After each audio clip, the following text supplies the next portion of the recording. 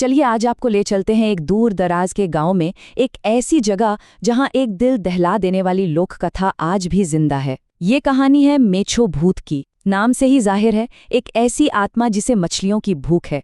पर सोचिए, क्या हो जब सदियों पुरानी ये कहानियां अचानक हकीकत बन जाएं। देखिए, ये कोई मामूली नियम नहीं है, इसे एक बहुत ही गंभीर चेतावनी समझिए। उस गांव में सूरज ढलने के बाद कोई भी नदी या तालाब के पास जाने की हिम्मत तक नहीं करता। ये एक ऐसा डर है जो उनकी रगों में दौड़ता है, और बहुत जल्द हम जानेंगे कि आखिर ऐसा क्यों है। तो चलिए कहानी में सीधे उतरते हैं। सब कुछ शुरू होता है एक भयानक तूफानी रात से। एक परिवार है, शहर की भागदौड़ से तंग आकर सुकून की तलाश में एक पुराने सुनसान सरकारी बंगले में रहने आता है। और ये बंगला ऐसा लगता है मानो रहस्यों में डूबा हुआ हो। वहां उनकी मुलाकात होती है केयर टेकर भुवन से, और उसकी आंखों में एक अजीब सा डर था। उसने कांपती हुई आवाज में कहा कि इस वक्त नदी के पास से गुजरना मतलब मौत को दावत देना है। ये एक सीधी सीधी चेतावनी थी, पर शहर से आए परिवार ने इसे बस नजरअंदाज कर दिया। और यही वो गलती थी जिसकी उन्हें बहुत भारी कीमत चुकानी पड़ी। अब जब वो लोग बंगले की तरफ जा रहे थे तो उन्हें नदी के किनारे एक धुंधली सी परछाई दिखी। उन्हें लगा, अच्छा ये भुवन होगा, शायद पैदल आ रहा है। लेकिन उस तूफानी रात में कुछ भी साफ कहाँ दिख रहा था। और वो परछाई कुछ ज्यादा ही शांत, एकदम स्थिर सी लग रही थी। और यहीं से रहस्य और भी गहरा जाता है। भुवन बंगले पर पहुंचता है, पर एक दूसरे कीचड़ वाले रास्ते से। और वो तो कसम खाकर कहता है कि नदी के पास तो वो था ही नहीं। अब सोचिए, परिवार एक दूसरे को देख रहा है, उनके चेहरे पर हैरानी भी है और डर भी। तो फिर सवाल तो यही है कि आखिर उस परिवार ने देखा किसे था। अगली सुबह बाहर का तूफान तो थम गया, पर बंगले के अंदर एक नई बेचैनी का तूफान उठने लगा था। जो कुछ उन्होंने रात में महसूस किया था ना, अब वो सुबह की पहली रोशनी में एक ठोस डरावने सबूत की शक्ल में सामने आने वाला था। उन्हें क्या मिलता है? कीचड़ में पैरों के निशान। लेकिन ये निशान किसी आम इंसान के नहीं लग रहे थे, बहुत गहरे, अजीब से, और वो सीधे बंगले के मेन गेट तक आ रहे थे। ऐसा लग रहा था मानो कोई रात भर बाहर खड़ा होकर उन्हें घूर रहा हो। जाहिर है ये निशान कई सवाल खड़े कर रहे थे। मतलब आधी रात को नदी से चलकर बंगले तक कौन आया, और वो चाहता क्या था? क्या वो अब भी यहीं कहीं आसपास है? लेकिन अब सुनिए सबसे ज्यादा रोंगटे खड़े कर देने वाली बात। वो थी इन निशानों की दिशा। देखिए, कोई भी नॉर्मल इंसान नदी की तरफ जाएगा, है ना? पर ये अजीब निशान नदी से घर की तरफ आ रहे थे। ये तो कुदरत के नियम के ही खिलाफ था। और तभी भुवन, उसकी आवाज डर से कांप रही थी। वो एक ऐसी बात कहता है जिसे सुनकर सबकी रूह कांप जाती है। वो फुसफुसाकर कहता है, ये निशान किसी ऐसी चीज के हो सकते हैं जिसके पैर उल्टे हों। मतलब एक भूत।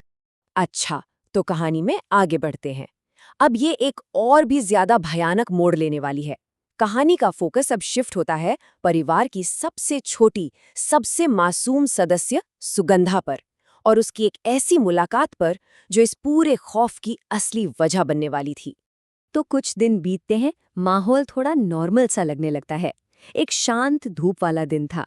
16 साल की सुगंधा को मछली खरीदने के लिए बाजार भेजा जाता है। बिल्कुल एक आम सा काम था, है ना? पर यही कहानी का सबसे अहम मोड़ साबित होने वाला था। नदी के पास पहुंचते ही उसे एक लड़की दिखती है। चेहरा बेहद खूबसूरत, मन मोह लेने वाला, बड़ी बड़ी काजल लगी आंखें जो जैसे अपनी तरफ खींच रही हों। पर उन आंखों की गहराई में कुछ अजीब सा था, कुछ ऐसा जो दिल में बेचैनी पैदा कर दे। वो लड़की एक बहुत ही सीधा सा लेकिन बहुत अजीब सवाल पूछती है। उसकी आवाज नदी के पानी की तरह मीठी थी, पर उस सवाल में आने वाले खतरे की आहट थी। वो पूछती है, मुझे मच्छी दोगी? सुगंधा कुछ समझ पाती, कुछ जवाब दे पाती, उससे पहले ही, पलक झपकते ही, वो लड़की गायब, जैसे हवा में घुल गई हो। कोई निशान नहीं, कुछ नहीं। सुगंधा बस हैरान, डरी हुई खड़ी रह जाती है। उसे समझ आ गया था कि वो कोई आम इंसान तो बिल्कुल नहीं थी। और यहाँ से कहानी की रफ्तार तेज होती है। अब सुगंधा घर लौट रही है और उसका ये सफ़र बहुत ही ज़्यादा डरावना होने वाला है। सूरज डूब रहा है, पेड़ों की परछाइयां लंबी होती जा रही हैं और वो अकेली है। डर की शुरुआत होती है एक एहसास से। अचानक हवा में सड़ी हुई मछली की एक बहुत तेज घिनौनी सी बदबू भर जाती है, इतनी तेज कि उसे उल्टी आने को हो जाती है। और हैरानी की बात ये कि आसपास ऐसा कुछ था ही नहीं जिससे ये बदबू आए। फिर उसे लगता है कि कोई परछाई उसके साथ चल रही है, बिल्कुल साथ साथ उसके हर कदम का पीछा करते हुए। वो घबराकर पलटती है, दिल जोरों से धड़क रहा है, पर पीछे कोई नहीं था। अब उसका डर और भी ज्यादा बढ़ने लगता है। और तभी हवा में एक ठंडी सी कांपती हुई आवाज गूंजती है, एक फुसफुसाहट जो वही मांग दोहरा रही थी, मुझे मछली दो। सुगंधा तो डर के मारे वहीं जम जाती है और ये देखकर वो आवाज गुस्से से भर जाती है, एकदम तीखी, जैसे कोई जानवर गुर्रा रहा हो। तुम मछली नहीं दोगी? बस ये धमकी सुनते ही सुगंधा डर से कांपते हुए अपने घर की तरफ भागती है। तो अब कहानी अपनी सबसे खौफनाक मोड़ पर, अपनी क्लाइमैक्स पर पहुंच रही है।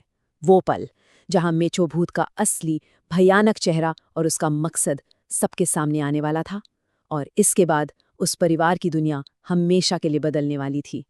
देर रात का वक्त है। रसोई से कुछ अजीब खुरचने जैसी आवाजें आती हैं। माँ देखने जाती है कि क्या हुआ, और जो वो देखती है उसे देखकर उसके पैरों तले जमीन खिसक जाती है। उसकी चीख गले में ही फंसकर रह जाती है। सुगंधा जमीन पे बैठी है और अपने नंगे हाथों से कच्ची मछली नोच नोच कर खा रही है। उसकी आंखें एकदम खाली, बेजान, और उसका चेहरा, उसके कपड़े सब खून से सने हुए थे। और फिर सुगंधा के मुंह से आवाज निकलती है, पर वो सुगंधा की आवाज नहीं थी। वो एक गहरी, कर्कश, डरावनी आवाज थी, और उस आवाज ने वो आखिरी दिल दहला देने वाले शब्द कहे, भूख लगी थी, इसने मुझे मच्छी खिलाई, अब मैं इसके साथ रहूंगी। सब साफ हो गया था। उस आत्मा ने सुगंधा पर कब्जा कर लिया था। अब वो उनकी बेटी नहीं रही थी।